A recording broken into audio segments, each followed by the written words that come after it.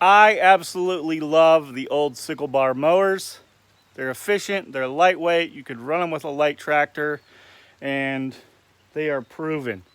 Parts are generally available either at a Tractor Supply or your local implement shop, or a Facebook marketplace or other social media, Craigslist, etc. You can buy used ones. I picked up a whole broken one for 80 bucks the other day. I want to show you how to replace the bar that connects the blade to the drive. So come with me and I'll show you what we got going on. Right here is the part that attaches to the head, and that gets riveted to the bar. Now I've got 6 rivets to put in, and I've already put in 5 of those. So I'm going to show you how I do the last one. The last one is actually going to be the hardest. The first ones are a little bit easier, but then the last one you're trying to get things to line up. Now, when I replaced this, I went ahead and replaced the blades as well. The blades that were on here were over-serrated. I ended up putting under-serrated ones back. I don't know that it matters. I replaced one earlier in the year and it cuts just fine relative to the other ones. I couldn't tell any difference in it. So anyhow, let's get to replacing it. So what you're going to need is a punch. You don't want a pointy end on it, you want a flat end.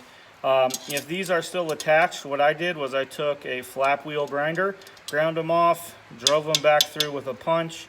Most of them came out really easy. Some of them came out really hard. If you find out it's not coming out easy, you can drill the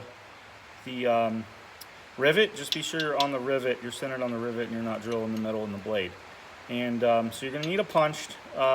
You need a punch to take out the old one. You need a punch to put the new ones back in, and I'll show you how. Let me see if I can get this camera set up here. It's not going to be the best angle, but you'll be able to see what's going on. So what I'm going to do is run this punch with the hammer gently down through the hole to line everything up.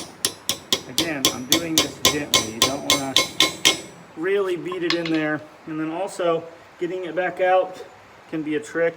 If you had another punch, you could drive that back through. I found that just tapping on it usually knocks it loose just from the vibration. Of course, it's going to make me a liar this time. There we go. All right. So there are different sizes that you need. You can get a multi-pack assortment from Tractor Supply. That's part number 1203863. This guy right here.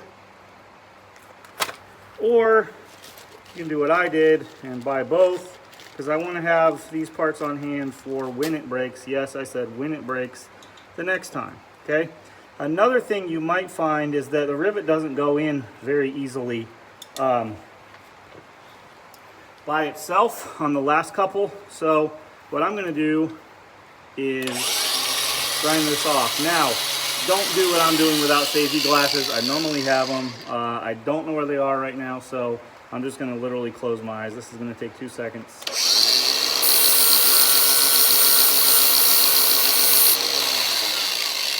A little bit more. And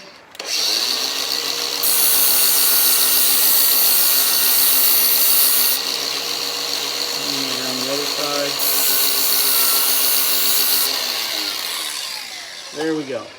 So that should make it a little easier to drive that rivet through. The other thing I'm doing, like the originals, I'm putting them in through the back side and hammering on the other side. I'm using a railroad as piece of railroad as my anvil. I'm going to grind it just a little bit more.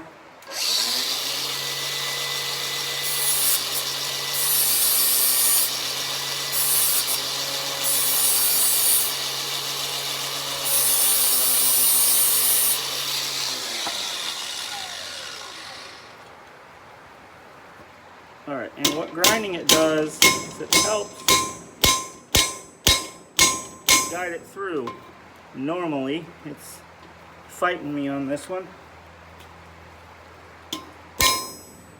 There we go. It's starting to poke through, but it's starting to bend over too. This one might be a little bit tricky.